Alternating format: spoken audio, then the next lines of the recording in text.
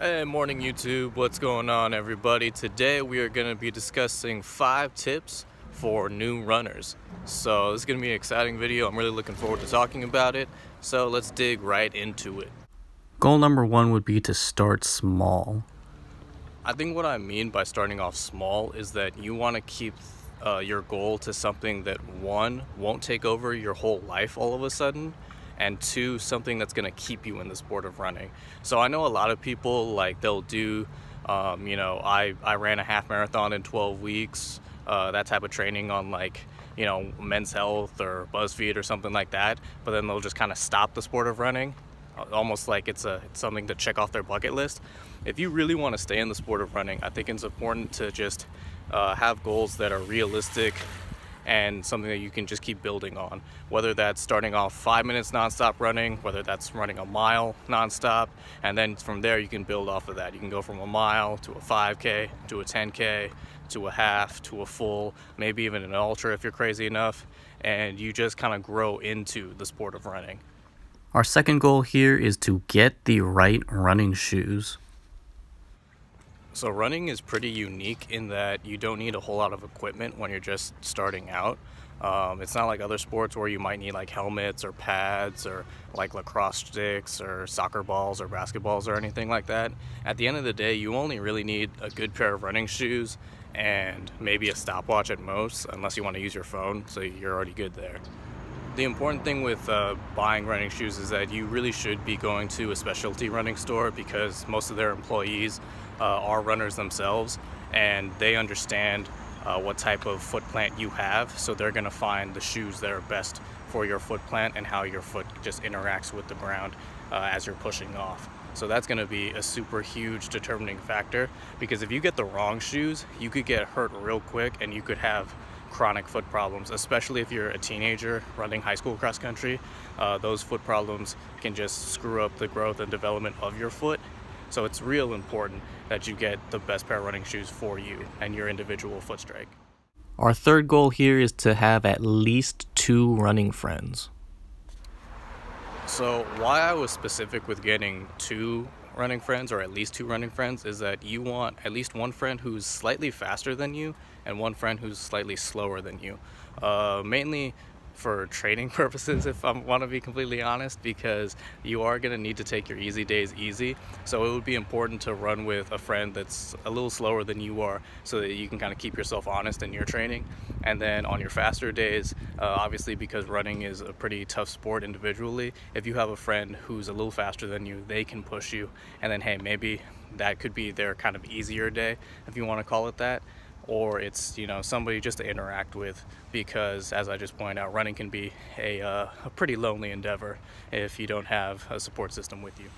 The really cool thing about the running community is that everybody's so friendly. I think it's because it's a sport that isn't necessarily pitting you against your competition. It's also a sport that really pits you against yourself and the clock. So I think everybody is cognizant of that, especially as you get deeper in the running community. So because everybody is so cognizant of that, I think it's just this way of like kind of trying to bring everybody up as best they can. Next on this goals list, we have prioritizing nutrition and recovery for optimal performance. In my experience with running and coaching, the athletes who I have seen improve the most are the athletes who prioritize their recovery above anything else, right? So in order for you to prioritize your recovery, it's good to have good nutrition habits and getting enough sleep and rehydrating throughout the day.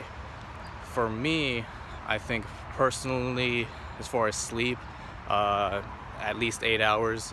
I would say probably 8 or 9 hours a day. And then as far as hydration, you want to be having half your body weight in fluid ounces throughout the day, and that's outside of what you do during a practice or during a run. As far as nutrition and all that good stuff, I think so long as you're understanding that it's not necessarily about stuffing your face after a workout, it's more so just properly fueling your body, right? As you get more serious into running, It becomes more about fueling the engine for you to go through the drive, if you want to call it that. And lastly, goal number 5, respect the sport. So, as somebody who has been running since they were 9 years old and for the better part of 15 or 16 years, it's really important to me that people who are new to running just kind of learn to respect the sport or have that respect for the sport early on. Personally, in my experience, people that come waltzing in thinking running is easy are the ones who get hurt the most and the ones who quit the fastest.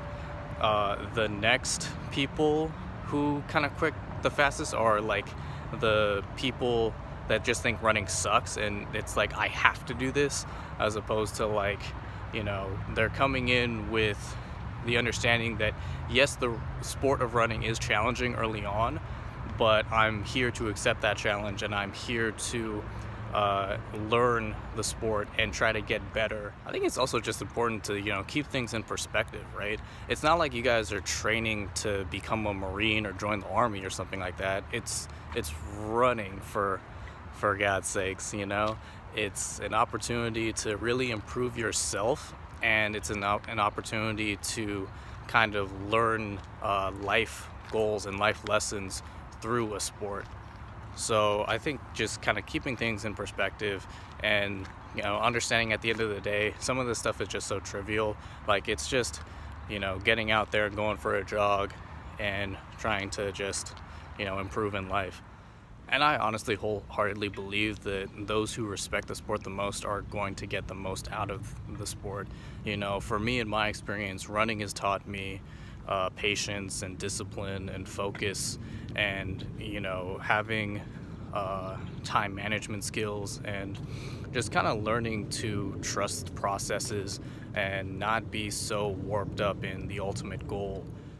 I think running for me has also developed really my work ethic. I mean, I don't think I am the person I am today if it wasn't for just the years of training and the years of working towards certain goals of mine that helped me not only in my running, but achieving academic goals, achieving career goals, and I think in some people in my life might mistake my insane work ethic for ego as far as like how I project my work ethic. But I always kind of tell people like I have this ego because of my work ethic. I didn't come into the situation thinking I was the greatest on earth, but I know that I'm going to push myself to be the best in the room at the very least.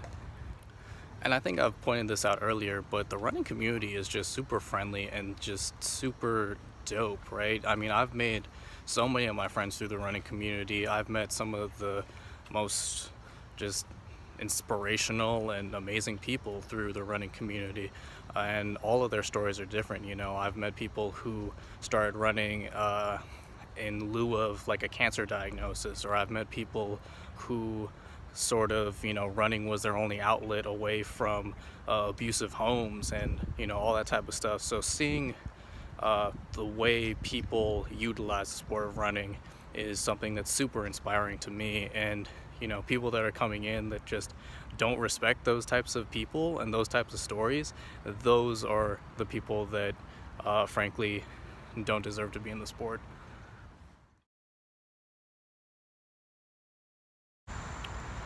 I guess what this last lesson comes down to is that whenever you're coming into a new situation, whether that's a new job, a new sport, a new location, if you just move somewhere, is really to just come in with an open mind and not expect that you're going to know everything, and be okay with that and be accepting of the fact that like this is an opportunity to learn and to grow. So that's going to do it here for me, folks, on my 5 tips for new runners. I'm going to be doing a series of these 5 tips for, say, returning runners, 5 tips for high school runners, and I think for the high school runners, I'm going to go by each grade level. So I'm hoping to kind of make this kind of a playlist, if you want to call it that, as part of my channel. So if you like what you heard, be sure to like and subscribe, and if you tell a friend to tell a friend to tell a friend, you got a lot of friends. So if you enjoyed what you saw, be sure to get on up and run with Rob. Have a safe and happy week, folks, and stay safe.